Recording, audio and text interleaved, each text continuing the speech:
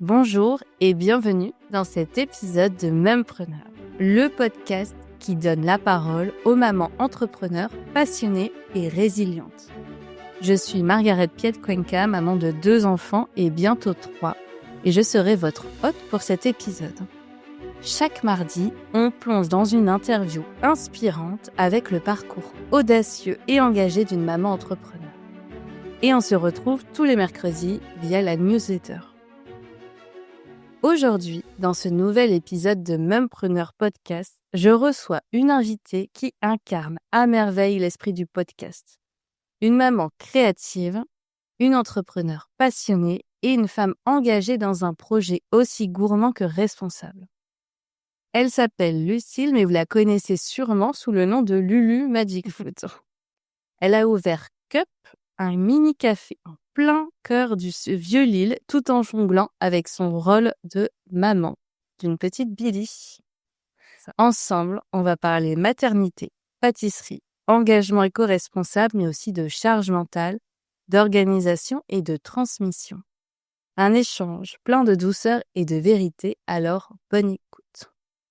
Alors bienvenue, merci beaucoup, merci d'avoir accepté, c'est avec plaisir. Enregistrement.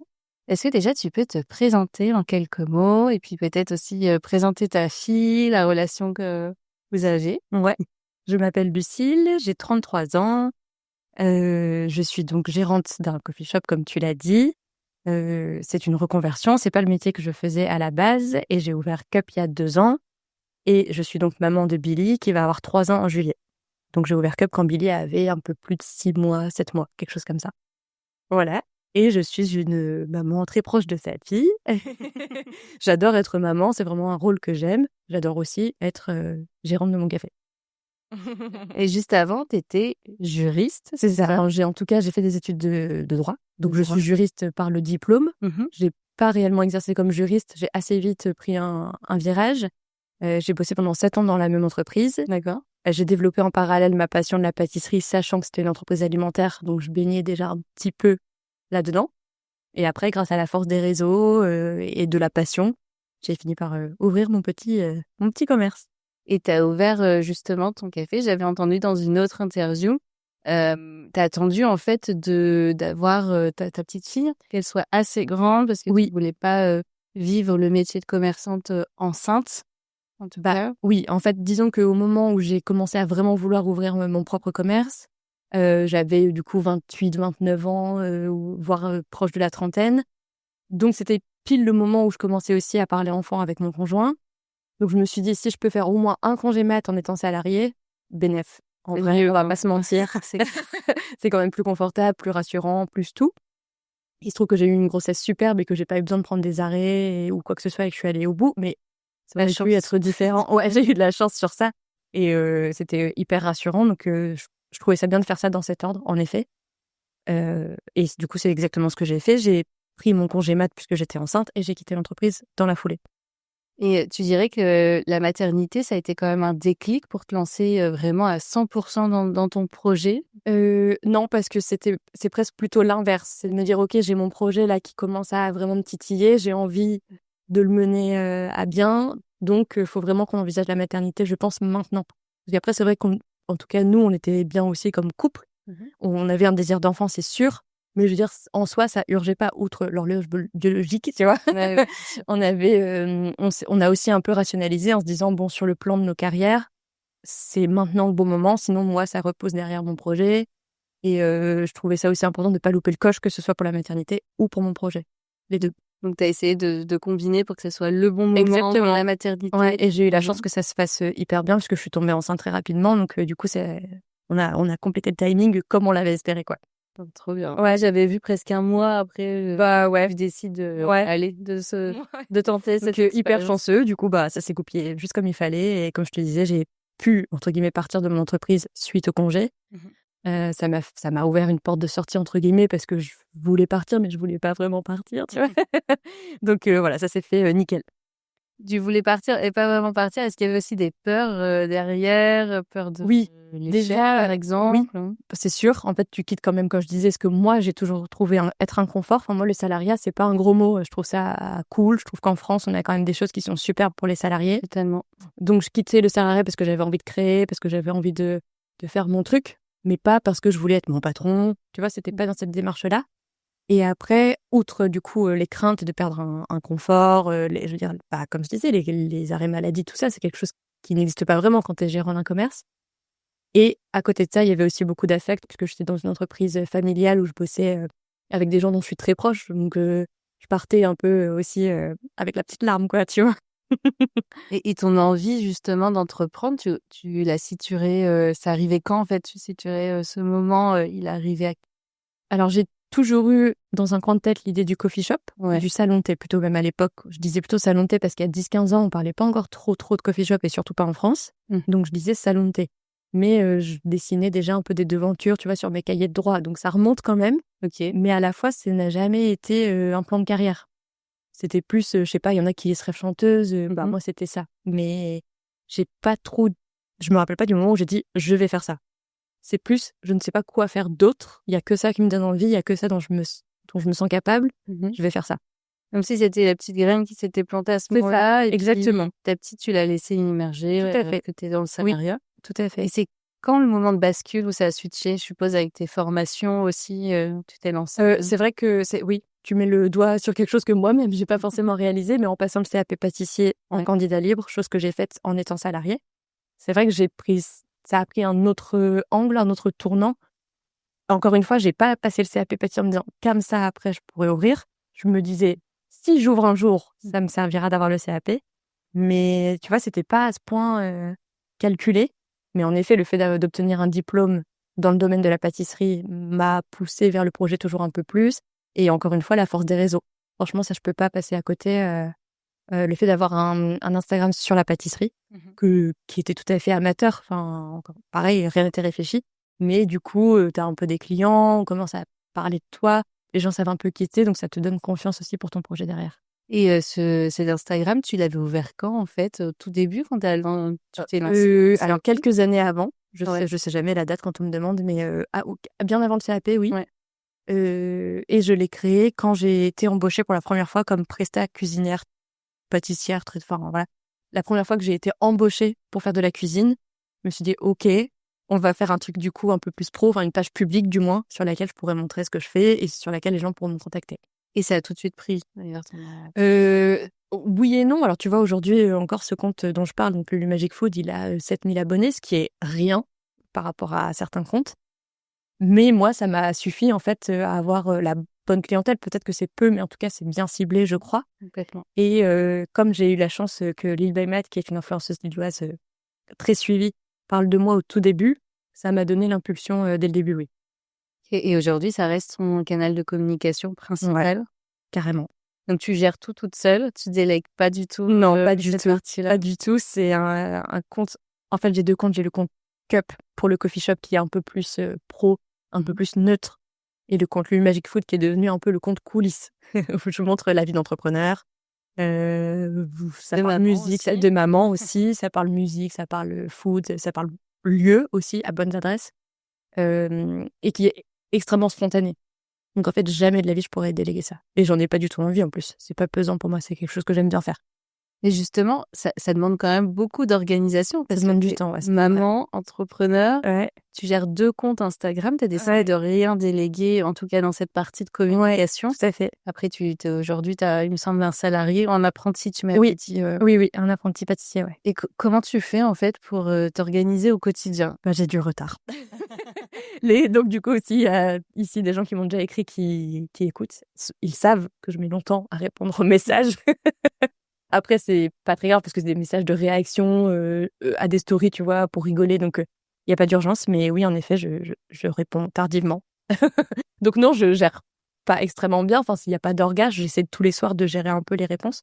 Après, je suis pas une superstar, j'en ai pas non plus 150 par jour, mais si ce n'est ne serait-ce que 20 ou 30, bah, faut le faire, quoi. Mais comment tu gères aussi, avec ta vie de maman? Comment c'est une journée, dans la vie de Lulu?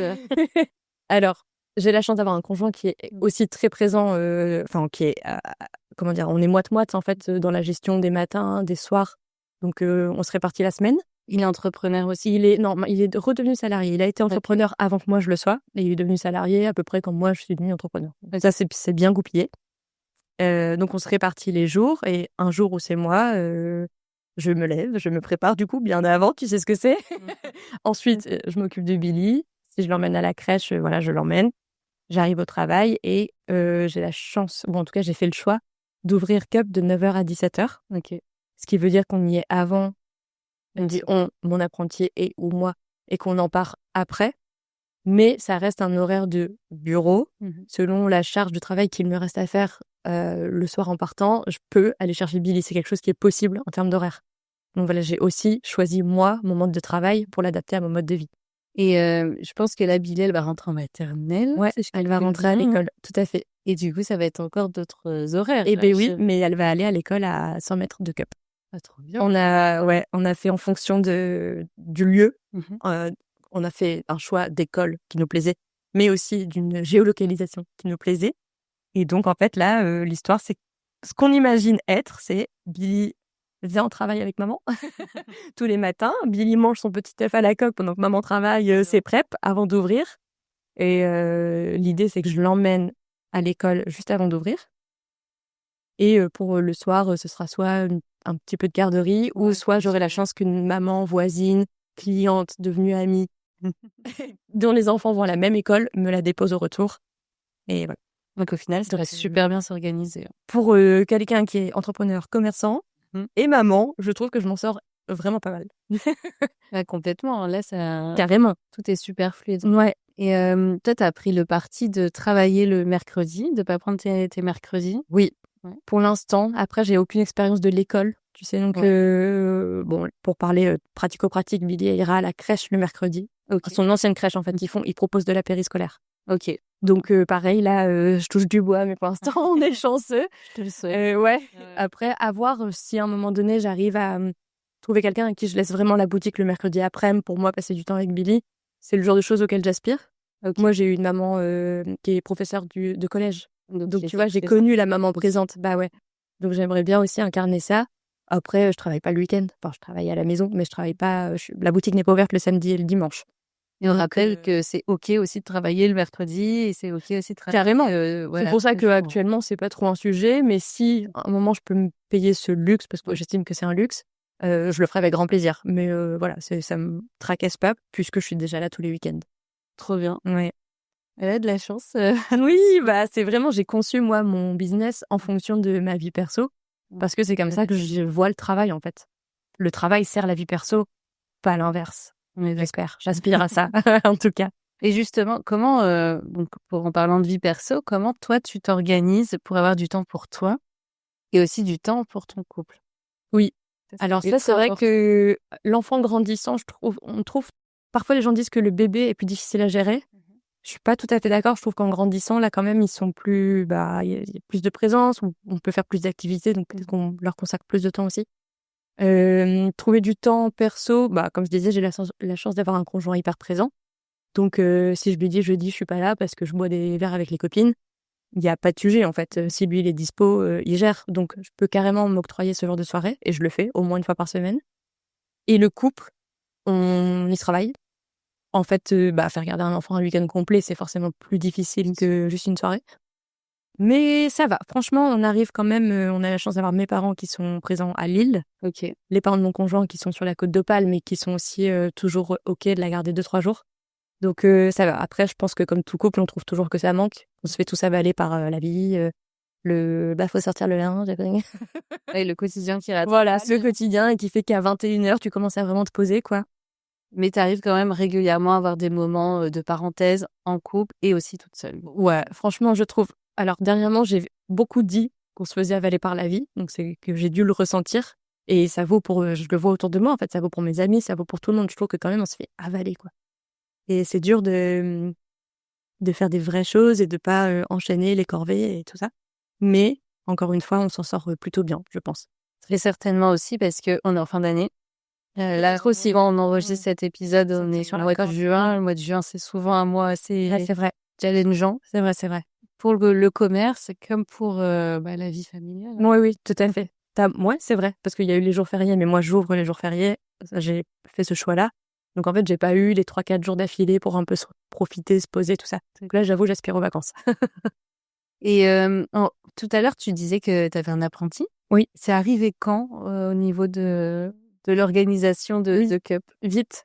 Très vite, ouais. En fait, j'ai ouvert Cup toute seule, vraiment toute seule. Donc, j'étais seule pour faire la prod, l'administratif, la gestion, le service, tout. C'est exactement comme ça que j'avais conçu mon business. Et c'est ça que je veux faire. Je veux être là, je veux être dans l'opérationnel. Tu t'étais fait accompagner d'ailleurs pour ouvrir Non. Cup? Oui, par mon cabinet comptable, mais j'ai Ouais. pas. Il y a beaucoup de choses super qui existent comme la BGE, la BGE, ouais. Initiative aussi, qui moi m'a fait un prêt à taux zéro, un prêt un prêt d'honneur.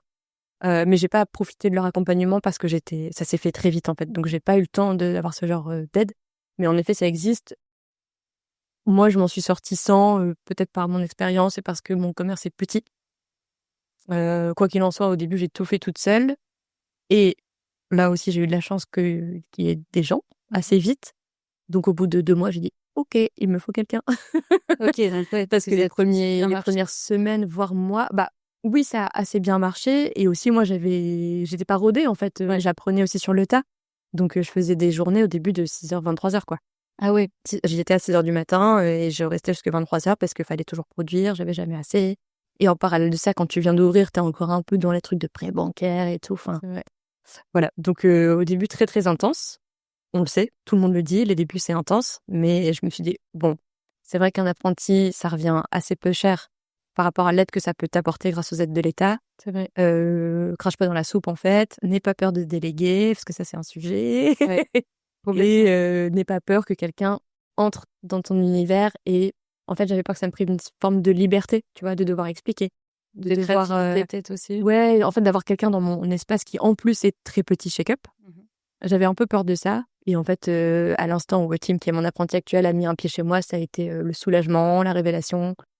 Tim est une pépite, donc voilà. C'est jamais évident de toute façon de déléguer pour ces raisons-là et aussi d'un point de vue financier parce que carrément, on n'a pas cette visibilité sur est-ce que je vais être assez rentable pour pouvoir le payer et me payer. Ouais. C'est vrai que tu vois maintenant, comme je vois que finalement j'ai réussi, j'oublie qu'à un moment donné, ça m'a vraiment contrariée de me dire est-ce que ça va le faire. Ouais. Et tu disais tout à l'heure, ton conjoint, il avait commencé, en tout cas, il a une expérience aussi entrepreneuriale. Oui.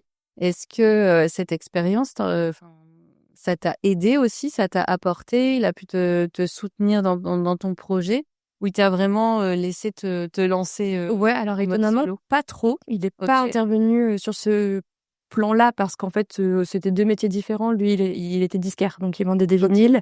Moi, c'est un métier qui est commerçant, mais aussi artisanal.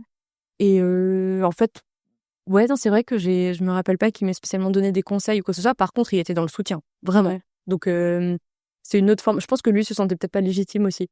Tu vois, il se dit, bon, j'ai été commerçant 3 ans, elle a rien à apprendre de moi. Et je crois qu'il me faisait aussi beaucoup confiance. Donc, à aucun moment, il s'est senti le rôle de celui qui doit conseiller. Okay. Par contre, il a été le rôle de celui qui soutient, ouais. Carrément. Bah, tu vois, quand je faisais 6h, 23h, les conduites, les trucs, les machins, le pédiatre, les trucs, ça n'a jamais été moi, quoi. Ouais, c'est ce que j'allais te demander, parce que Billy, elle avait à peine j'ai ouvert le 1er mai, donc oui, elle avait 9 mois, c'est ça, quand j'ai ouvert. Ouais, et comment on entreprend en bossant 6h, 23h, Ouais. petite de 9 mois, ça devait être aussi intense aussi. Bah oui, j'étais tellement dans une intensité et un tourbillon que je crois que j'avais pas de recul à ce moment-là non plus. C'était pas plus mal, Ouais. je pense. Mais oui, c'est lui qui a tout géré à ce moment-là. J'étais là le week-end, heureusement. Mais encore maintenant, tout ce qui est en journée, visite de pédiatre ou alors allô, elle a la varicelle, faut qu'elle dégage. Ça, c'est lui. Ouais. Oui, c'est des horaires qui sont pas compressibles quand on est commerçant. Non, en fait, comme c'est moi qui tiens la boutique, soit je ferme la boutique et j'y vais, ce que j'ai déjà fait les fois où mon conjoint pouvait vraiment pas y aller. Mais sinon, c'est plutôt lui qui est dans une grosse entreprise, donc ils ont des jours enfants malades, enfin, tout ce genre de choses. Tu parlais de soutien là, de ton conjoint. Le soutien de l'entourage, il est aussi ultra important. Et d'autres entrepreneurs également. Oui. Savoir bien s'entourer, c'est un des conseils qui revient le plus fréquemment ici dans ce podcast, mais en tout cas, ce que j'entends aussi également de maman entrepreneur. Oui. Toi, tu as réussi à constituer un petit peu ton noyau de Oui. soutien. Carrément. Encore une fois, c'était pas du tout réfléchi. Mmh. C'était, ça s'est fait naturellement, mais les années d'avant, en fait, où moi j'avais une passion pâtisserie, une passion café, coffee shop, donc j'ai fréquenté tous les commerces indépendants qui ouvraient. J'ai rencontré celles et ceux qui les avaient ouverts, et parfois des amitiés se sont créées. Donc en fait, c'est des gens sur qui j'ai pu compter quand j'ai commencé l'ouverture de Cup, qui ont répondu à des questions, qui m'ont donné des conseils, dans la bienveillance, alors que certains pourraient y voir une concurrence, mais ça n'a jamais été le cas entre nous. Et oui, c'est précieux, non seulement en termes pratiques, parce que tu obtiens des informations claires et nettes, mais aussi psychologiquement, en fait. Oui. Sur le plan Oui, psychologique. soutien émotionnel, Bah oui. essentiel, ouais. Et puis, tu as des modèles aussi. Tu te dis, au moment où toi, tu doutes de pourquoi tu es en train de t'endetter pour travailler, tu vois les voisins et tu te dis, si eux l'ont fait, ils sont pas complètement timbrés, c'est qu'il doit bien y avoir une bonne raison et que ça en vaut le coup, et etc. Donc oui, c'est très important. C'est ça sur le côté pratico-pratique, déjà, parce que tout ne se lit pas sur Internet. Non, c'est clair. Voilà. Et sur le plan moral. Et du coup, ça t'aide encore aujourd'hui, justement sur ce soutien, Bah, carrément. En fait, Mmh. c'est riche, c'est précieux. Enfin, même si aujourd'hui, ça m'apporte plus des connaissances, peut-être, tous les jours, je suis contente de voir les stories d'une Sylvana, etc., et de me dire qu'on est ensemble, en fait. On sait qu'on est présents les uns pour les autres, et je pense que c'est important. Ouais, j'avais vu là, t'avais fêté les 2 ans de Cup, Oui, c'est ça, hein? oui, Et avec, les différents commerces de la ouais, rue justement des Bouchers où tu es oui, située, et ben, vous avez pu, justement vous soutenir, vous réunir. ouais. Ça, c'est vraiment chouette d'avoir, ces partenariats qui se créent. Puis des collègues. Souvent, quand t'es entrepreneur, t'as pas de collègues, en fait. Non, c'est vraiment très T'as pas la machine à café pour raconter ta life. Alors oui, moi j'ai la machine à café, mais j'avais pas les collègues pour avec qui, raconter, ta avec qui raconter la life. Donc ouais, non, c'est très précieux d'avoir un réseau un peu plus longtemps. Quand je parle par exemple de Sylvana, la biche le renard, ma copine Candice, et des gens qui sont là au quotidien, comme ma voisine Constance. Ouais, complètement. Ouais. Et justement, le lieu, de Cup, il est quand même, ultra stratégique. C'est un lieu qui est passant, c'est dans des rues, très commerçantes, Oui. avec justement un bon réseau d'entrepreneurs, très solidaires. Tu savais que tu voulais, trouver ton local exactement à cet emplacement-là? Je savais que je voulais pas du tout le trouver à cet C'est vrai? emplacement-là. Ouais, non. Moi, je voulais m'installer à Vera Technologie. Donc, moi, j'habite Bois-Blanc, donc c'est le même quartier. J'adore ce quartier. Il est en progression, donc j'avais envie de mettre ma pierre à l'édifice dans la construction de ce quartier. En plus, je voulais pas travailler le week-end pour raisons familiales qu'on a tous bien compris. Donc, c'est parfait puisque c'est un quartier de bureau. Donc, moi, j'étais sur ça, Euratech. Et en fait, au moment où j'ai quitté mon emploi, j'ai rencontré Constance, ma voisine du coup actuelle, qui m'a dit bah attends, le local à côté de moi il est à vendre, enfin le bail est à vendre, vas-y viens et tout, et ça s'est fait comme ça. OK. En gros, donc le local m'a Mmh. trouvé. Ouais, moi j'aurais pas cherché dans le vide, franchement déjà c'est trop cher. Puis je recherchais pas une clientèle de touristes, tu vois, moi la rue Escarmoise, pour on me donne un local, je le prends pas. C'est pas du Trop tout ce que je touristique, recherche. ouais. Bah oui, et moi je voulais un truc un peu d'habitué. Heu et en fait, la rue des Bouchers, elle a cette magie-là. Donc pour les Lillois, ils savent. Pour les non-Lillois, c'est une rue qui est, oui, perpendiculaire à la rue la plus touristique de l'île. Complètement. Et en fait, donc à 20 mètres d'écart, on a une rue extrêmement touristique et une rue de petits villages, mais par laquelle peuvent aussi passer les touristes. Donc c'est tout pile ce qu'il fallait pour moi, en fait. Trop bien. J'ai moitié touriste, moitié habitué, et c'est juste génial. Mais en effet, c'était un pari, je pouvais pas trop le savoir avant. Non. J'ai eu de la chance. C'est une opportunité, mais au final, quand on est entrepreneur, les opportunités, on les crée aussi C'est ça, grâce tu au peux jamais réseau. savoir en vrai de vrai, Non. voilà. Et la question de l'emplacement, tout le monde dit c'est le critère numéro 1. C'est vrai. Maintenant, quelque chose qui est fait avec le cœur, qui est bien fait, je pense que ça peut marcher presque n'importe où. Il y a quand même beaucoup d'exemples qui le prouvent aussi. C'est vrai. Il suffit pas d'être grand place pour marcher, et bien au contraire d'ailleurs, je Oui. pense. Donc voilà. Et la rue des Bouchers, elle a changé depuis déjà. Moi, j'y suis que depuis 2 ans et déjà ça change. Ouais. Elle est de mieux en mieux. Il y a que des trucs sympas qui s'installent. Avec aujourd'hui. Ouais, carrément. Donc voilà, comme quoi ça peut, en fait, les uns les autres peuvent se nourrir et créer une Synergie. effervescence. Ouais, Ouais. carrément. Tu disais là juste avant, entreprendre avec le cœur. C'est Ouais. vraiment ce que tu as voulu mettre, dans Cup, tu as essayé de mettre toutes tes valeurs aussi. Oui. Tes valeurs aussi éco-responsables. Est-ce que tu peux un peu parler de tous tes engagements? Ouais. Bah, déjà, tout est fait maison. Ça, c'est plus une valeur de transparence éco-responsable, mais en tout cas, ça nous amène à bosser avec des producteurs aussi, des artisans.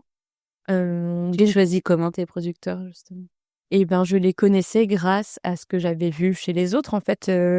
Par exemple, Sylvana, etc., qui met toujours en avant ses partenaires, de travail. Donc, j'avais déjà des noms en tête. Après, il y en a d'autres que j'ai connus grâce à la magie d'Instagram ou qui se sont présentés à moi. Donc, je bosse avec Bien et de Gruson, qui est un boulanger du Vieux-Lille. Pour les légumes, je bosse en partie avec Entrée d'Union qui fait l'intermédiaire entre le commerçant et le producteur qui est à moins de 40 km de Lille. Donc c'est de l'ultra local, donc ça c'est super. Après, je suis amenée aussi à bosser parfois avec des bananes, enfin des produits exotiques. Donc là, pour le coup, c'est pas du tout irréprochable. Ça s'éloigne un petit peu de ma valeur initiale. Mais aussi, moi, ma ligne de conduite, c'est de me dire de faire comme je le sens, comme j'en ai envie, et de placer moi-même mon curseur de ce qui est bien, pas bien, à quel degré c'est pas éco-responsable, mais j'ai quand même envie de servir ce produit-là. Par exemple, tu vois, je prends des bananes, ça me permet de faire un banana bread qui est vegan. Donc, tu vois, tu t'y retrouves quand même. Enfin, voilà, moi, mon seul mot d'ordre, c'est de pouvoir être transparent avec le client. C'est tout ce qui m'importe. Donc, pardon. Mais mais ces notions éco-responsables, elles étaient ultra importantes déjà quand tu as lancé ton projet au final. Oui. Tu savais que tu voulais lancer. Ah bah oui, alors tu vois des trucs comme des œufs plein air, respecter les saisons au maximum. Encore une fois, ce qui me guide, c'est de pouvoir dire aux gens, s'ils me posent des questions, ça vient d'où, ça fait comment, et ton œuf, il est comment, je veux pouvoir répondre sans être gênée, en fait. Et mentir n'est pas une option. Donc voilà, ça a toujours été d'être droite dans mes bottes, même si je dois dire, bah oui, j'ai pris de la banane qui est venue en avion du bout du monde. Voilà, je suis OK avec ça. Et après, je sais pas si on considère que c'est éco-responsable, mais je pense que oui, d'avoir un choix toujours vegan. Et là, on est plus sur l'inclusion, mais d'avoir aussi un choix sans gluten, tout le temps. Il y a toujours beaucoup d'options chez moi qui sont soit l'un, soit l'autre, soit les deux. Donc, éco-responsable et inclusif, ça, j'essaye. Ça aussi dès le début, parce que c'est pas évident Dès le début. C'est rare, hein. Dès le début, je sais pas trop ce qui m'a motivée pour le sans gluten, mais juste j'ai pris conscience que beaucoup de gens commençaient à manger sans gluten. Et le vegan, en fait, c'est parce que j'ai toujours beaucoup défendu la cause animale. Je suis un peu moins extrême en vieillissant, disons les mots. Donc voilà, c'est une cause que j'ai un peu laissée de côté parce que j'ai plus le temps et peut-être que je suis moins impliquée et que ça me tient moins à cœur. Mais en tout cas, plus jeune, je suis devenue végétarienne très très jeune. C'était vraiment une cause que j'ai beaucoup beaucoup défendue. Donc pour moi, c'était évident d'être non seulement végétarien, mais aussi d'avoir des choix véganes. Donc Cap est végétarien. Il y a pas de viande, jamais. Pas de poisson non plus. Par contre, beaucoup de produits laitiers, etc. Donc c'est pour ça que je tiens à proposer aussi une offre végane. Et ça, dans ton modèle économique, tu avais réfléchi dès le début, ça s'intégrait? Oui. T'as jamais vu ça comme une contrainte, en tout cas? Pas du tout, mais je me présente jamais non plus comme un restaurant végétarien. Ok. Tu vois, si tu vas sur ma page Instagram, par exemple, c'est écrit option végé et vegan et sans gluten, mais je ne veux pas qu'on me mette dans une catégorie. Ok. Et pourquoi justement ce choix? Parce que je trouve que c'est réducteur, en fait, même si c'est quelque chose qui peut attirer les gens qui recherchent du végétarien, ça peut aussi dissuader tous les autres qui pensent que végétarien, c'est chiant. Ok. Mais voilà, après, ça arrive qu'on me dise, donc, du coup, il n'y a jamais de viande dans vos sandwichs, par exemple, tu vois. Ok. Et je lui dis, bah non. Et ça t'invite aussi à être ultra créative. Ça, c'est... Alors, oui, je comprends qu'on puisse le voir comme ça me plate. Mais en fait, moi, je sais même plus cuisiner la viande. Donc, tu vois, pour moi, c'est plus simple. Bon, après, si je pourrais mettre un petit jambon dans un sandwich, c'est facile, ça étoffe le truc. Tu le vends un peu plus cher, alors que ça te coûte pas forcément plus cher à produire. Donc, c'est vrai qu'en faisant du végétarien, tu te mets quelques barrières. Mais moi, c'est ma cuisine, en fait. Donc, pour moi, c'est instinctif. Donc, ça me va comme ça. Et j'allais te demander où tu trouves toute cette créativité. Je suis inspirée par tout. Mais ce que je vois évidemment sur les réseaux, ce que je goûte partout, que ce soit en France ou dans mes voyages. Parfois, je suis inspirée par la musique aussi.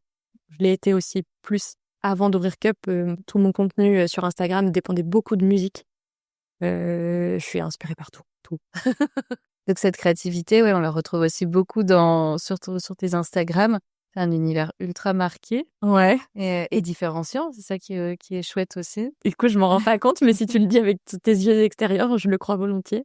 Et tes inspirations sur Insta, aujourd'hui, ça vient d'où? Tu parlais là de la musique, mais comment on fait pour poster régulièrement et avoir toujours des idées inépuisables? Franchement, j'en sais rien. Et je dois quand même admettre qu'avant, mon contenu était très axé cuisine et pâtisserie. Je proposais des recettes que j'inventais et tout. Donc là, j'avais vraiment une créativité qui venait de, je sais pas, de ce que je vois autour de moi, je sais pas trop. Aujourd'hui, ma créativité ou mon contenu, en tout cas, il vient de ce que je vis. Je suis plus dans raconter le quotidien, montrer ce qu'on fait, mais du coup, je suis moins dans la proposition de recettes, etc. Mais en fait, le quotidien me nourrit. C'est sûr que quand tu as un commerce et que tu vas passer X nombre de personnes par jour, bah, tu as des choses à raconter. Et la maternité, est-ce que ça te nourrit aussi, justement dans cette créativité ou en tout cas, dans ce que tu proposes dans ton commerce? Et ben, tu vois, c'est une bonne question que je ne me suis jamais posée et je sais pas si ça me donne des idées. Est-ce que ça me pousse à certaines choses pour Cup? Je sais pas. Franchement, faudrait demander aux mamans qui viennent. Mais après, en fait, moi, je suis quand même limitée par mon lieu. Donc, sinon, j'aimerais bien vraiment penser à des trucs pour des enfants. Mais je suis quand même limitée par mon peu de place. Ouais. Donc, je peux pas vraiment penser maman. Enfin, tu vois, évidemment que j'ai prévu un matelas allongé. Tu vois, quand j'ai ouvert, il fallait que j'ai un matelas allongé à proposer aux mamans. Même si j'ai pas d'espace dans les toilettes, il y a le matelas, on peut bidouiller. Donc voilà, j'ai quand même toujours un petit axe maman, mais je peux pas avoir de chaise haute, enfin, tu vois, des choses comme ça. Mais en termes de transmission, est-ce que ce que tu crées, par exemple, c'est des valeurs qu'on retrouve chez Cup, c'est des valeurs que tu as envie de transmettre à ta fille? Ah bah ouais, ça c'est clair. Bon, déjà, l'amour de la cuisine, elle l'a, ça y est, C'est vrai? c'est bon. Ouais. Elle est fan. Déjà, elle est épicurienne, Trop bien. de ouf. Et elle adore cuisiner, donc ça, je transmets. Le fait le moment de partage, le fait de faire aussi ce que tu manges. Enfin, elle mange pas, peu, voire pas, de choses préparées. On fait quasiment tout, je crois. Le fait de cueillir aussi, tu vois, on l'emmène beaucoup en cueillette. Donc oui, ça, je transmets carrément le côté artisanal, le côté convivial et le côté épicurien de boire le café, prendre un petit moment, se poser, aller faire un petit déj au parc. Tu vois, tout ça, c'est des choses que j'ai vraiment envie de transmettre, ouais. Et si plus tard, elle te disait qu'elle voulait devenir entrepreneur, qu'est-ce que tu pourrais lui dire? La première réaction, c'est tout de suite: «Pourquoi non?» Parce que, en fait, être entrepreneur, c'est quand même des risques, c'est quand même des contrariétés et c'est quand même une charge mentale qui est différente d'être salarié. Et encore une fois, je dis pas que le salariat, c'est facile et que c'est plus facile qu'être entrepreneur, mais en tout cas, c'est différent. Donc c'est vrai que si elle me disait ça, ça me ferait peur, en fait. J'aurais envie qu'elle ait la sécurité, qu'elle ait la stabilité, qu'elle ait le loisir d'avoir un congé maternité si elle le veut. Donc, est-ce que je la pousserai dans cette voie-là? Pas sûr. Maintenant, si elle me dit qu'elle a envie de créer, je trouve ça beau, en vrai, aussi. Ça dépend le projet aussi. Ça dépend le projet, ouais, exactement. Mais en tout cas, créer avec un commerce, je trouve que la distinction entre entrepreneur libéral Bien sûr. et entrepreneur commerçant, il y a quand même une grosse différence à faire parce que le fait d'avoir un lieu physique qui est ouvert au public, c'est une grosse pression, moi, je trouve. C'est une contrainte? Bah oui, c'est une contrainte. T'as un loyer, enfin, même si t'as un cabinet de médecin, par exemple, t'as un loyer qui tombe aussi. Mais quand t'as un commerce, tu dois quand même ouvrir à des horaires fixes. Bien sûr. Tu peux décider de pas ouvrir et c'est ton problème. Sauf qu'en fait, au bout d'un moment, il y a un sentiment de déception pour le client, donc c'est pas bon non plus. Donc voilà, après, t'as tout ce qui est les obligations, tu vois, les assurances, de dire s'il y a un accident, c'est pour ma pomme. Enfin, je trouve que ça, c'est quand même une charge mentale qui est spécifique au fait d'avoir un commerce. Complètement. Et c'est des horaires qui sont pas, ce qu'on disait tout à l'heure, compressibles. C'est-à-dire, en effet, quand tu as une activité de service, par exemple, bah oui, si jamais tu veux rebosser le soir, tu peux bosser le soir. Si un matin, alors, je conseille pas forcément, mais si un matin c'est compliqué de se lever, tu dis allez, je me recouche 1 heure. Voilà. Moi, je prenais même pas ouvrir, mais oui. Mais je peux faire un autre petit déj avec mon enfant. voilà. Oui, ça, c'est sûr. Bon, bah, comme je dis, je dois ouvrir. Non, si je décide d'ouvrir à 11h au lieu de 9h, je peux. Personne ne m'interdit, il va rien se passer de grave. Mais tu crées une expérience qui est pas la bonne. Donc, en fait, tu as quand même cette pression d'être là. Et après, encore une fois, c'est le choix que j'ai fait, moi, d'être dans l'opérationnel. Ouais. Il y a des gens qui arrivent à créer un commerce dans lequel ils sont jamais et ils mettent des gens. ça existe aussi. C'est juste pas ce que moi, je voulais faire. Donc, Mais c'est une c'est pas ce contrainte que que tu je me veux non suis... plus encore aujourd'hui. Non, toujours pas. Tu veux rester dans cette opération. Ouais, carrément. Puis bon, après, t'as plein de raisons qui font que tu peux vouloir ne pas déléguer, que ce soit le problème de confiance, le problème financier aussi, bien évidemment. Si tu Bien dois te sûr. payer alors que tu n'y es pas, ça devient autre chose que de payer pour ton propre travail. Bon, voilà, C'est assez tabou de parler d'argent, mais tu as réussi à te payer assez rapidement, toi? Alors moi, j'ai eu T'as dû la chance, attendre. comme Cup a ouvert très vite après que je sois au chômage, j'ai pu bénéficier du chômage pendant encore 1 an et demi OK. pendant l'ouverture de Cup. Donc ça, c'est aussi très bien fait en Super France. structure. Ouais, Ouais. complètement. Ouais. Donc j'ai eu un salaire qui tombait tous les mois, alors qui était pas très important, mais en tout cas, il avait le mérite d'exister. Et du coup, j'ai dû et pu, par chance, commencer à me payer là en janvier de 2025. OK. Avant ça, j'avais pas besoin de me payer, c'était Pôle emploi, voilà. Mais du coup, ça m'a permis de constituer une trésorerie qui, aujourd'hui, me permet, oui, de me payer. Donc voilà. Tu as pu comme ça réinjecter aussi dans ton entreprise pour tes besoins en fonds de roulement, pour C'est ça. C'est ça. miser au maximum Ouais. sur la durée. Tout à fait. Mais en tout cas, oui, aujourd'hui, j'ai la chance de pouvoir me payer avec mon entreprise. Et en fait, que demander de plus, quoi. Moi, je voulais mon idée de base. Tu l'oublies parfois quand tu es dans les contraintes du quotidien, les choses qui vont pas, qu'il faut gérer et tout. Mais mon idée de base était, je vais faire un truc que j'aime et ça va me permettre de vivre. C'est tout ce que je demandais. Et ça doit Et être là, aussi une grande fierté de bah, carrément. quand on commence Ouais. à se verser son premier Ouais, salaire. franchement, ouais. Franchement, oui, on entend beaucoup de témoignages un peu moins positifs, ce que je comprends.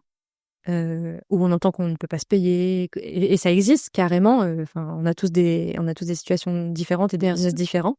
Mais du coup, oui, c'est d'autant plus une fierté de se dire, et je touche du bois dès que je le dis pour que c'est dur, ça peut s'arrêter. J'ai toujours peur que le monde me tombe sur la tête et que tout s'arrête du jour au lendemain. Mais actuellement, je peux me rémunérer. Alors, je reste commerçante restauratrice, hein, donc clairement, on n'est pas sur des très grosses sommes. Mais en tout cas, ça me permet de vivre. Mon enfant est bien nourri, mon enfant est heureux. Enfin, ma maison est payée. Enfin, voilà quoi. Tout va bien. Ça nous permet justement de faire cette transition vers les peurs, les différentes peurs.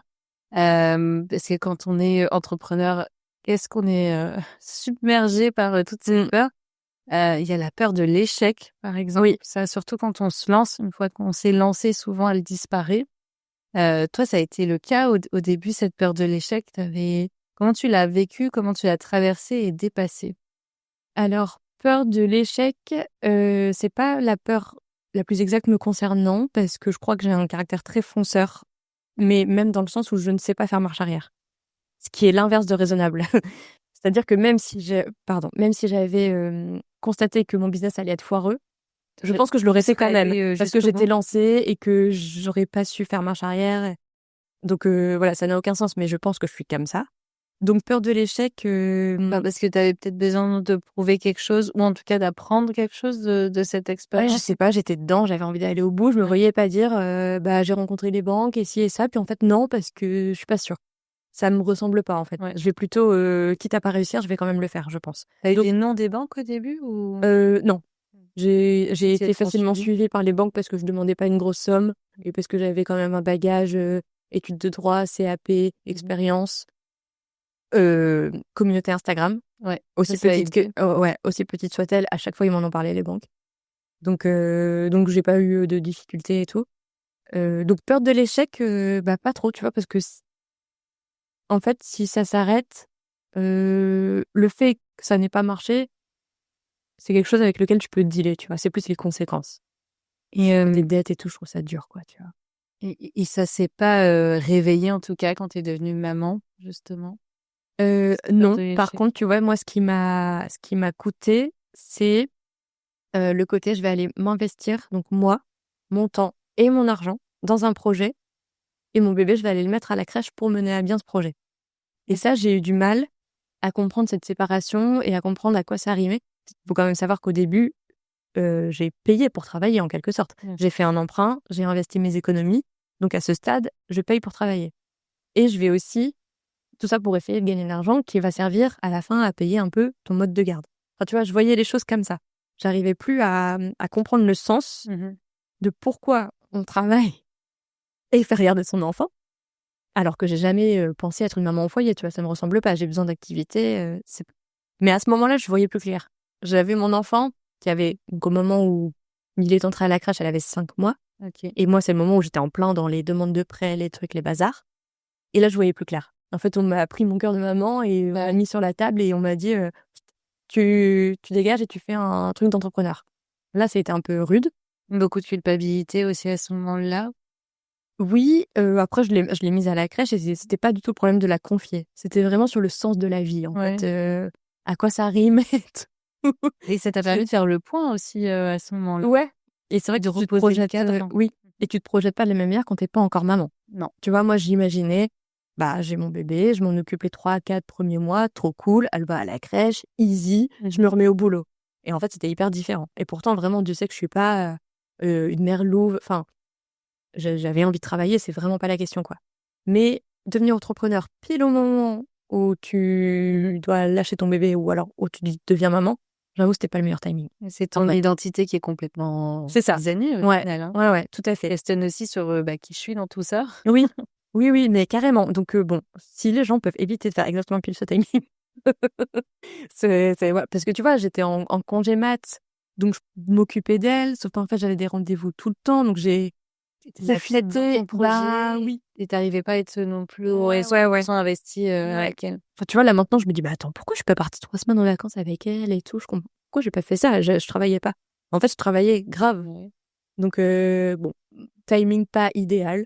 Après, c'était un cap à passer, ça dure quelques jours, t'as un peu le cafard et tout. Dans mon cas, c'est passé assez vite. Et aujourd'hui, c'est plus du tout une question. Non, mais non, c'est ce que voilà. C'est ce que tu nous partageais au début. Oui. C'est que tout est organisé justement pour que toi, tu puisses t'y retrouver dans ta vie familiale de maman, justement. Et aussi dans ton projet. C'est important d'être animé par une passion au quotidien. Ah c'est sûr. Il y a un projet à côté aussi de la maternité. C'est sûr.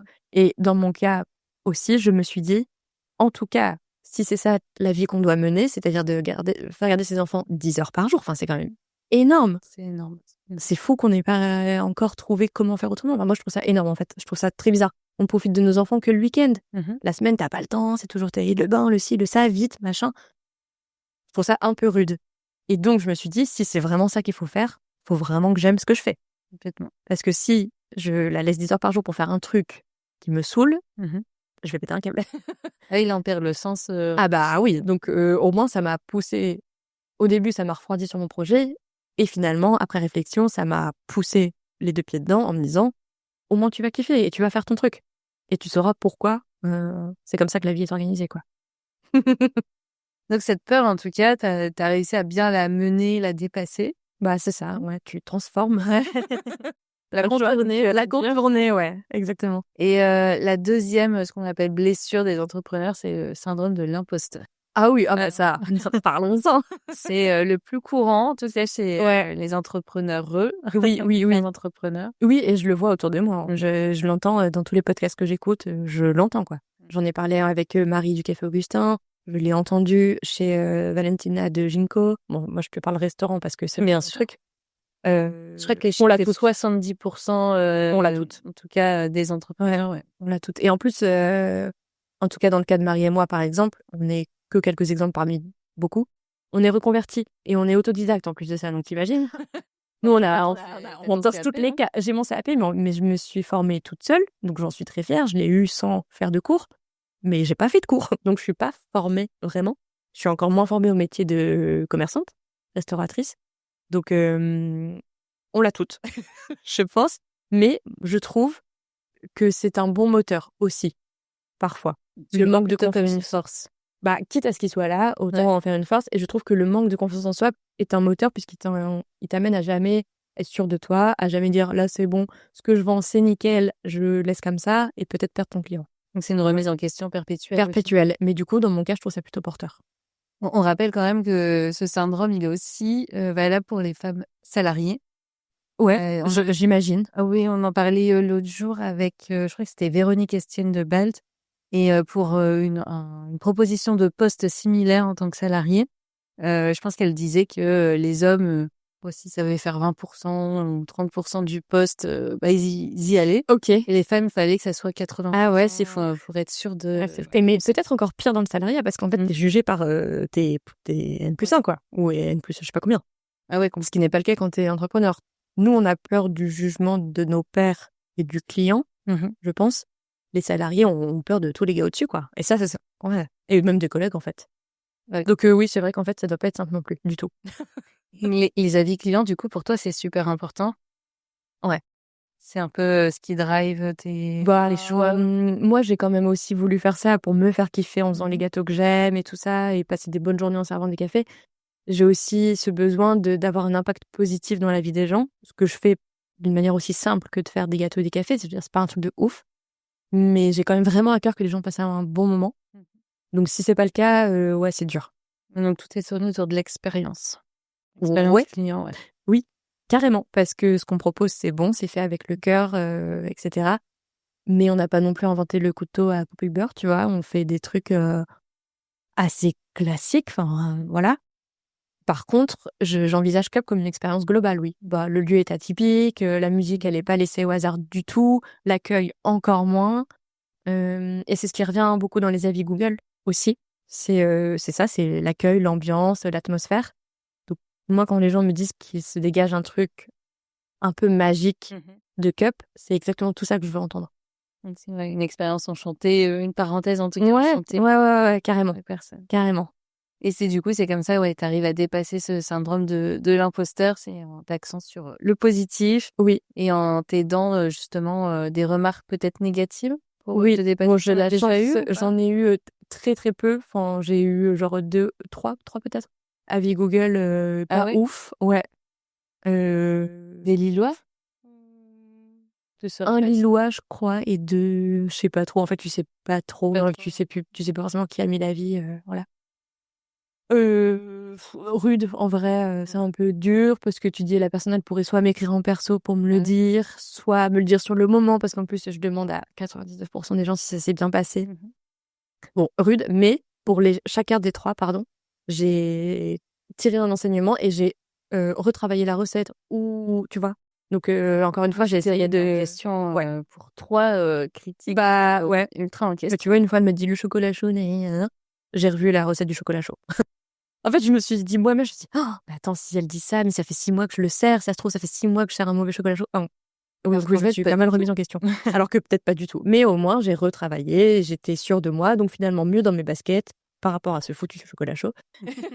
Donc voilà, bon pareil, je crois qu'il faut, je fais ce geste depuis tout à l'heure, mais retourner de négatif en positif, de toute façon, tu pas le choix. Pour le surmonter, ouais. Ouais. Ouais, c'est quand même lié au syndrome de l'imposteur à Bah, 300%, hein. Pourtant, même les autres personnes que je connais, avec qui on en parle, on est des gens de caractère. Enfin, tu vois, on est un peu grande gueule et tout, mais ça n'empêche pas, hein, faut pas croire. Ça n'empêche pas du tout. Bah, c'est un projet de cœur, donc tu es ultra Ouais, investie ouais, dans c'est ton ça. projet aussi, hein. Oui, oui, oui. La 3e blessure, c'était, la peur de l'argent. Alors, Mmh. il y a 2 peurs de l'argent. Il y a la peur, en effet, de pas en gagner ou pas en gagner suffisamment et il y a aussi la peur de gagner de l'argent. Il y a certaines personnes, ça peut, voilà, culturellement, il y a des croyances Autant aussi. gagner de l'argent, ça me dérange. Oh, mais je n'ai pas peur de gagner de l'argent, mais ce n'est pas non plus, mon goal. Ouais. Comme je disais tout à l'heure, moi, je voulais faire quelque chose que j'aime et que ça me permette de vivre.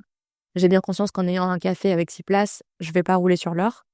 Par contre, oui, j'ai eu peur au début en mettant mes économies, alors que j'ai un enfant en bas âge.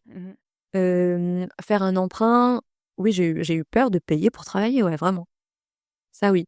Et maintenant que, du coup, je vois que ça se passe bien, je suis rassurée. Mais j'ai quand même peur, comme je disais tout à l'heure, que le monde me tombe sur la tête. Ah ouais, encore aujourd'hui, même si tu arrives à te Ça type, payer, s'il y a un incendie dans l'immeuble, il se passe quoi? Mmh. Enfin, ça, c'est des choses auxquelles je pense et donc j'ai peur de ça et de dire ça met toute une vie, en péril pour un petit business, quoi. Donc oui, ça reste une peur. C'est plus la peur du risque, là, plutôt que la peur. Oui, bah, en fait, j'aimerais pas, je sais pas, j'imagine le pire, mais qu'on me dise: «Vous devez rembourser le local», les murs, tu vois? Tu imagines? Là, on est en plein milieu de l'île, on est sur du 500 000 €. Je fais comment, quoi? Enfin, donc ça, mais peut-être que ça n'existe pas dans la vraie vie, je sais pas. Peut-être qu'on rembourse jamais son local, que les assurances, parfois fonctionnent.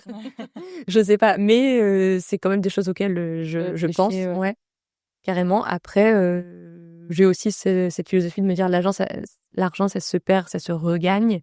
Si j'arrête Cup et que je pars avec Très bonne 0, croyance, d'ailleurs. bah, ouais, j'arrête Cup, je repars avec 0, bah, je vais aller travailler, en fait, s'il faut bosser chez McDo, je bosserai chez McDo. Enfin, voilà. OK. Voilà. Donc tu arrives, un peu à dépasser ça et grâce à des super croyances au final, positives que tu te Oui, transmets. carrément et surtout grâce à la croyance, du mérite aussi du travail. Enfin, le travail paye et si c'est un travail tout pourri mais qui doit te payer ton loyer, tu fais un travail tout pourri qui te paye ton loyer. À un moment, Ouais. enfin voilà, je préfère faire quelque chose que j'aime, mais j'aurai aussi toujours le courage de faire ce qu'il faut pour pas être à la rue tout simplement. La 4e blessure, c'était on en a parlé, pas mal, c'est, la peur de déléguer. Toi, tu l'avais fait très rapidement. Donc c'est Mais à courageux. quel prix? Tu vois, je t'ai dit, ça m'a beaucoup stressée, de prendre un apprenti. Ça me fait peur. Déléguer, ça me fait peur. Carrément Ouais. peur. Encore aujourd'hui, du coup? Ah ouais, ouais, ouais. Bon, C'est mon apprenti lié à la notion de contrôle, la peur de ah oui, oui, déléguer. moi je suis contrôle fric, hein, j'ai pas peur de le dire. OK.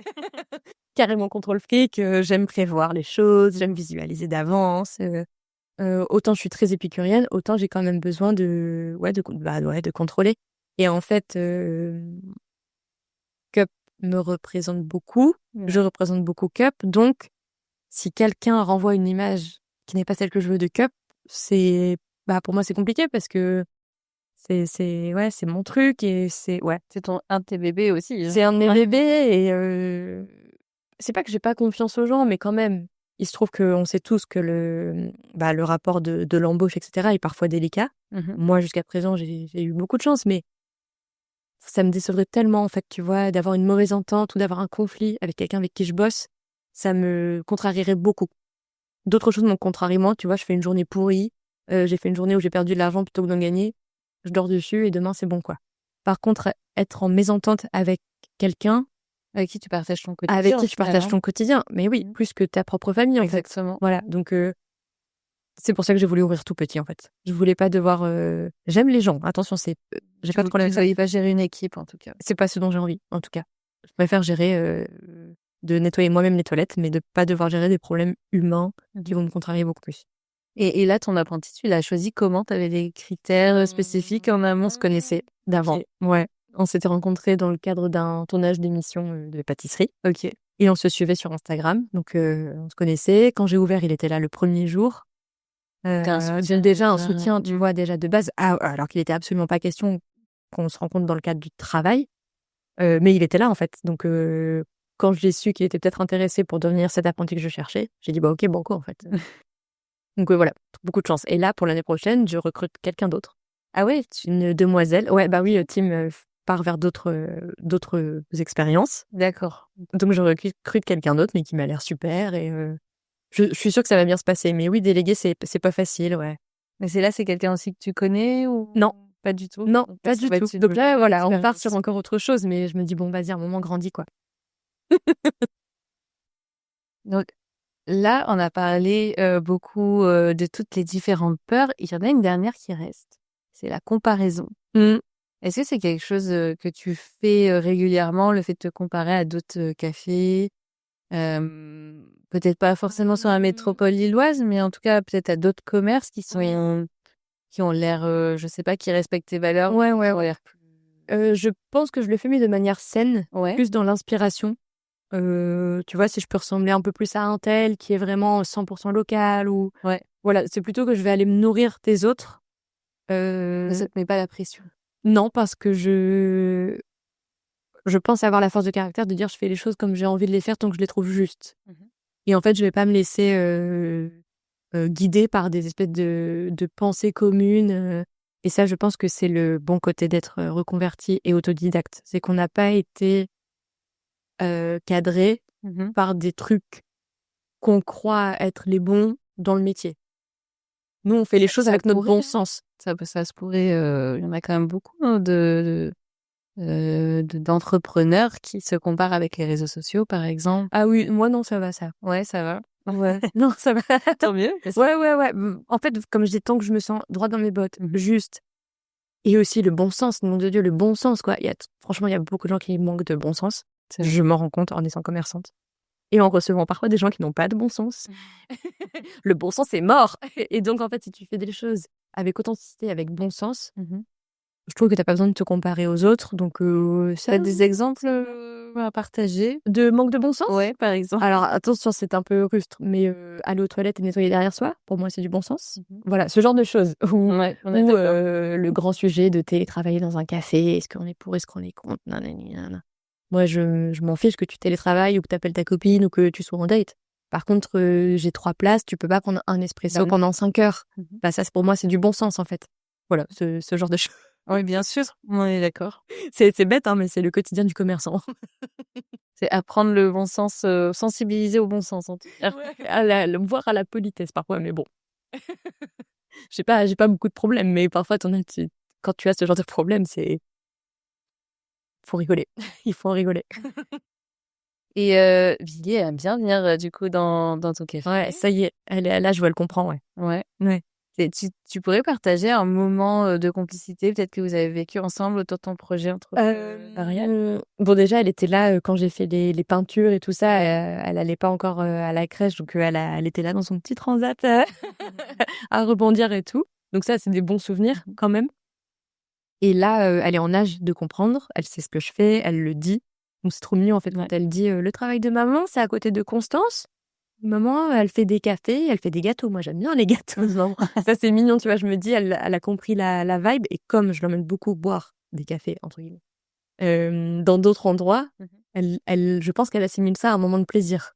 Donc ça me fait plaisir. Et l'année prochaine, il y en aura d'autant plus puisque, je disais, elle sera là le matin et l'après-midi, avant et après l'école. Donc je pense qu'on va passer des bons moments ensemble. Et tu vois, ce qui peut être une corvée de récupérer l'enfant, comment on fait la garderie, tout ça. Là encore, j'ai essayé de transformer ça en quelque chose de cool. Et donc, je pense qu'on aura des bons moments ensemble. Mais oui, je suis fière de ce que je fais et je suis fière qu'elle le comprenne, ouais. Carrément. Est-ce qu'il y a quelque chose que tu aimerais dire justement à la Lulu au tout début, celle qui commençait à penser à son projet entrepreneurial? Ouais. T'as un conseil? Bah, continue d'y aller, mais tu as raison, t'inquiète, ça va aller. C'est le stress du début et tout ça passe en fait, vraiment. Et on commence à prendre plaisir et que même si à un moment donné on perd de vue pourquoi on le fait, comment ça se fait qu'on fait ça et pourquoi j'ai pas choisi la facilité. En vrai de vrai, si on choisit pas la facilité, c'est certainement qu'il y a un choix du cœur derrière, qu'il y a des bonnes raisons à un moment donné et aussi que rien n'est rien n'est éternel. Si jamais ça doit changer, s'il faut faire make-up et faire autre chose, tout est faisable. Donc, je pense qu'il faut faire quand on a envie de le faire, en se disant qu'on a toujours une porte de sortie. Et peut-être prévoir cette porte de sortie ou pas forcément? Se laisser porter aussi. Oui, par alors les moi, tu vois, événements. si je fais un make-up demain, je n'ai pas la moindre idée de ce que je ferai d'autre. Donc ça donne un peu le vertige. Maintenant, s'il y a 10 ans, tu m'avais dit que j'ouvrirais un café, je l'aurais pas cru. Donc, en fait, on ne peut jamais savoir ce qui vient. Donc, je pense qu'il faut aussi un peu laisser aller. Mais oui, si on peut prévoir une porte de sortie, tant mieux. S'il y en a qui ont des plans B, trop bien. J'aimerais bien avoir un petit plan B au cas où, tu vois. Mais... En tout cas, toujours être au clair avec ses choix de cœur. Ouais. Toujours être aligné avec ses choix de cœur. Oui, oui. Ça, c'est important aussi de les définir. Carrément. Mais tu vois, j'ajouterais, en ayant conscience du coût. Et je te parle pas d'argent, mais du coup... sacrifice. Ouais, et avoir un café, ça fait rêver beaucoup de gens. On me dit souvent que je fais un job de rêve et que j'ai réalisé mon rêve. C'est très vrai. Maintenant, il y a aussi énormément de... faut être prêt à s'investir. Tu t'es donné les moyens. Ben ouais, j'y suis à 10 heures par jour, quoi. Voilà, j'y suis, je travaille. Il y a beaucoup de choses à prendre en compte, tout ça. Donc, je pense qu'il faut juste être conscient et savoir si on est prêt à faire les moins bons côtés pour avoir les bons. Voilà. C'est une belle leçon. Bah oui. Et qu'est-ce que tu aimerais pouvoir dire peut-être dans ces dernières questions de cette interview à Billy? Qu'est-ce que tu aimerais pouvoir lui transmettre? Eh ben, j'espère que comme moi, elle saura se laisser guider par ce qui l'anime, qu'elle trouvera un bon équilibre entre ce qui doit être fait, c'est-à-dire avoir un métier rémunérateur, si elle veut avoir un certain confort de vie, si elle décide qu'elle veut être nomade et voilà. J'espère juste qu'elle sera exactement le bon mix entre avoir les pieds sur terre, mais aussi comprendre que la vie n'est pas que travailler, que d'être dans le dur, que d'être dans la douleur, que on peut être heureux et travailler. Et voilà, j'espère qu'elle réussira à être elle-même et que j'espère qu'on lui aura montré la voie en tout cas. Une belle transmission. Tes prochains projets peut-être pour... Eh ben, écoute, c'est pas très à la mode de dire ça, mais je n'en ai pas. Je veux juste que ça continue comme c'est. C'est En déjà devenant, chouette. bah oui, moi C'est ça me bien. va bien en fait. Je suis heureuse dans ce que je fais. J'aimerais qu'on soit meilleur dans chaque chose qu'on fait, toujours mieux, mais pas plus. J'ai pas envie d'ouvrir un deuxième. J'ai pas envie d'avoir plus grand. En plus, j'ai un projet de deuxième bébé dans les années à venir, donc c'est pas le moment de me dédoubler sur le plan pro. Je me dédoublerai en devenant deuxième maman pour la deuxième fois. Donc voilà, juste de rester, de toujours s'améliorer, mais de rester comme on est. Rester fidèle à ses valeurs et Ouais, ses convictions. tout à fait, Ouais. tout à fait. C'est un bel exemple aussi, hein, ça, à transmettre. Bah oui, de pas forcément voir plus gros, moi je trouve que Courir c'est après d'autres exactement. réussites, c'est pas Ouais, forcément- carrément. Mm. Carrément. Ou Déjà une savourer celle qu'on a, Tout à fait, c'est déjà bien. complètement. Ouais.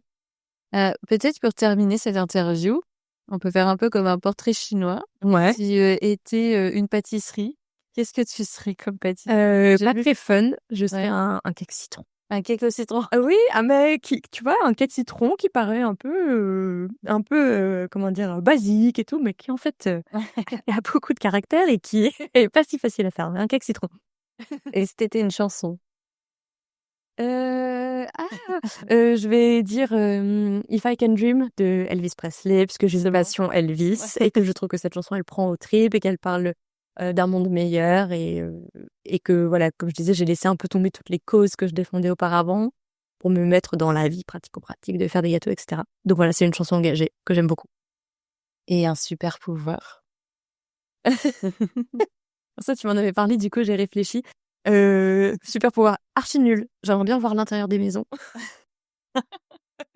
Nul. Mais j'aimerais bien vraiment voir l'intérieur des maisons parce que j'adore voir comment sont les maisons à l'intérieur. Mais aussi parce que je trouve que tous les autres super pouvoirs sont trop. Je veux dire, si tu décides de pouvoir te téléporter, bah oui, mais bon, à quoi ça sert si tu peux pas suivre derrière avec la vraie vie? Si tu décides de devenir millionnaire, bah du coup, tu peux tout faire. Les autres super pouvoirs sont trop super. Je préfère un truc lambda. Bah, merci pour ce partage. Fiat. Peut-être que pour terminer ce podcast, tu peux nous rappeler où on peut te retrouver. Oui, vous pouvez me voir du lundi au vendredi chez Cup, aux 3 rue des Bouchers, à côté de ma grande copine Constance Ed qui est créatrice de bijoux, en face de mes copains de chez Bart qui font des focaccia qui sont super. Comme nous l'avons bien compris, pour l'instant, je suis là nuit et jour presque. Donc vous tomberez sur moi normalement ou sur une superbe pépite que j'aurais trouvée. Et sur les réseaux, je devrais peut-être le dire aussi, sur Lulu Magic Food pour ma partie un petit peu plus perso et sur cup.lille pour les infos liées au café. Super. Et on rappelle que tes menus changent également toutes les semaines. Oui, plusieurs fois par semaine. Ouais. Même plusieurs fois. Ouais. C'est On vrai. a peu de choix en termes de salé en tout cas, mais ça change plusieurs fois par semaine. Avec des produits Frais maximum et au locaux. coco. Oui, Voilà. tout à De fait. saison. Tout à fait. Bien, merci. Merci à toi. Partage pour cette Merci beaucoup. interview. J'ai passé un super moment. Bah, moi aussi. Je suis ravie. Merci beaucoup, vraiment, de ton écoute et tout le reste. Et j'ai hâte d'aller déguster les pâtisseries que tu nous as ramenées. À travers ton parcours, on a senti vraiment cette envie immense de créer, de transmettre, d'inspirer, tout en gardant les pieds sur terre et faire les choses avec sincérité. Je pense que c'est la boussole principale ici, dans ton projet, et ce qui c'est ultra inspirant. Et ce que tu nous offres à travers Cup, c'est pas que un lieu où on mange des gâteaux, c'est un espace de rencontre, d'humanité et d'engagement, et ça c'est super précieux. Merci. Et à toutes celles qui écoutent cet épisode, j'espère que vous repartirez reboostés, rassurés et peut-être même un peu réconciliés avec vos doutes. Parce que oui, on peut entreprendre à son rythme avec ses valeurs et ses failles aussi. Et c'est ça qui rend le chemin encore plus beau. Si vous avez aimé cet épisode, n'hésitez pas à le partager, à en parler autour de vous et surtout à aller découvrir l'univers magique de Lulu, que ce soit sur Instagram ou en vrai sur l'île. À très vite pour un nouvel épisode de Mempreneur, le podcast où la maternité et l'entrepreneuriat se rencontrent. Et prenez soin de vous.